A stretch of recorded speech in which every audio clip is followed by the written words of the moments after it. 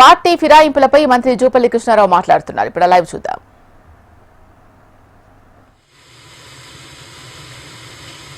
అంటే ప్రజాస్వామ్యాన్ని పూర్తి చేసింది మీరు, పూర్తి చేసే ప్రయత్నం చేసిన మీరు, మళ్ళీ మీరే పెడబొబ్బలు పట్టు సిగ్గుందని మాట్లాడతాం. ఇలా అక్షయ పాత్ర లాంటి రాష్ట్రాన్ని చేతికి అప్పగిస్తే వేల కోట్ల రూపాయలు దోచుకునే కార్యక్రమం జరిగి, దోసిపెట్టే కార్యక్రమం జరిగి, మళ్ళా సిగ్గుందా అని మాట్లాడితే అది కేటీఆర్ స్థాయికి తగిన మాటలు కాదు. సగం మాట్లాడి సగం వదిలేస్తూ ఉన్నాం. ఇప్పుడు మహాభారత యుద్ధంలో భీష్మాచార్యుడు కురుక్షేత్ర యుద్ధంలో అంటే వీరోచితంగా పోరాటం చేస్తున్న సందర్భంలో అశ్వత్థామ ఆయన కుమారుడు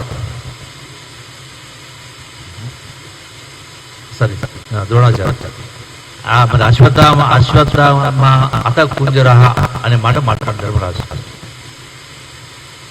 ఎందుకు మాట్లాడతాడు? ధర్మరాజు అంటే ధర్మము న్యాయము ఏ రోజు కూడా అబద్ధాలు మాట్లాడలేదు.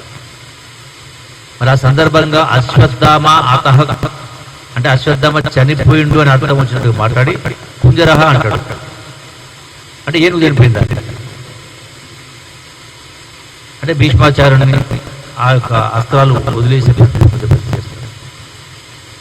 లక్ష్యం అనేది ఏదున్నా కూడా ఇలా ప్రజాస్వామ్యంలో ఈ ప్రభుత్వం ప్రజాస్వామ్య పద్ధతిని చేస్తుంది, చట్ట ప్రకారమే చేస్తుంది పరిపాలనతో కూడా. ఇలా వాళ్ళు మేము పనుల కోసం పోయినామంటే కూడా మీరు చేరిండ్రు నిర్ణయం తీసుకోవాలంటే స్పష్టంగా మాట్లాడడం జరిగింది, చెప్పింది వాళ్ళు కూడా. ఇంకేదో సిగ్గుందా అని